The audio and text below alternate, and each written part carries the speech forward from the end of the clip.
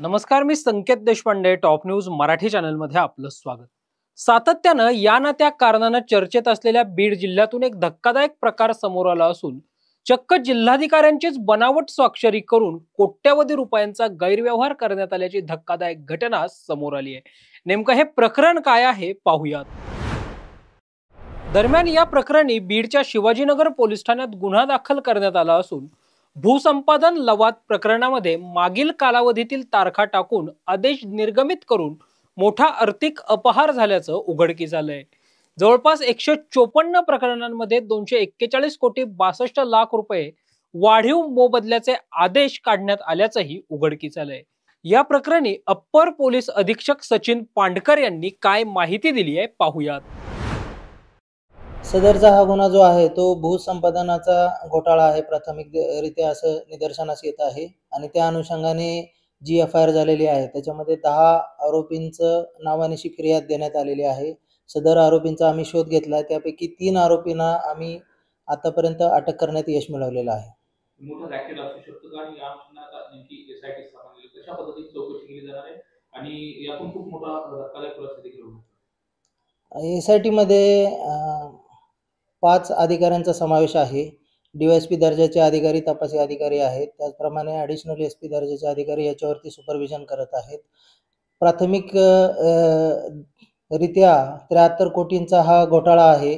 याच्यामध्ये बनावट सह्या केलेल्या आहेत असं निदर्शनास येत आहे. त्या अनुषंगाने तपास करण्यात येईल आणि पुढील कारवाई करण्यात येईल.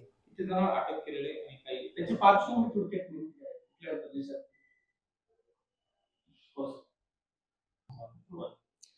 जे अटक झालेले आरोपी आहेत त्यापैकी काही जण कंत्राटी कर्मचारी आहेत, काही त्या भूसंपादन कार्यालयामध्ये कर्मचारी आहेत आणि इतर जे आहेत ते काही ॲडव्होकेट वगैरे आहेत त्याच्यामध्ये.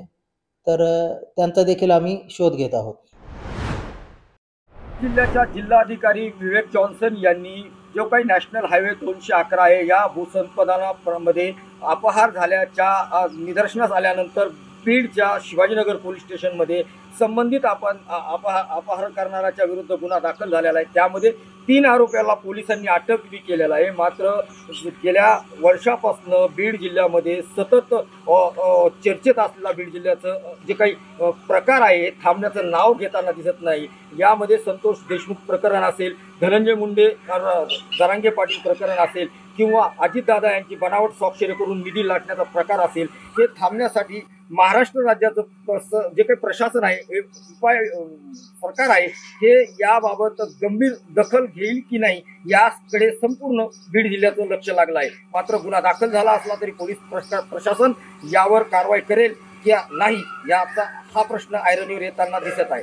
पाहूया यानंतर या पोलीस प्रशासन आणि महसूल प्रशासन मिळून संबंधित अपराधातल्या दोषीवर कारवाई करण्यासाठी काय कारवाई करते. मात्र सध्या बीड जिल्हा हा सध्या वादाच्या भोवऱ्यात अडकताना दिसत आहे. कॅमेरामन श्याम जाधवसह मी सोमनाथ मोठे, टॉप न्यूज मराठी, बीड. तुमची car, electric panel, data server आगीपासून सुरक्षित आहे का?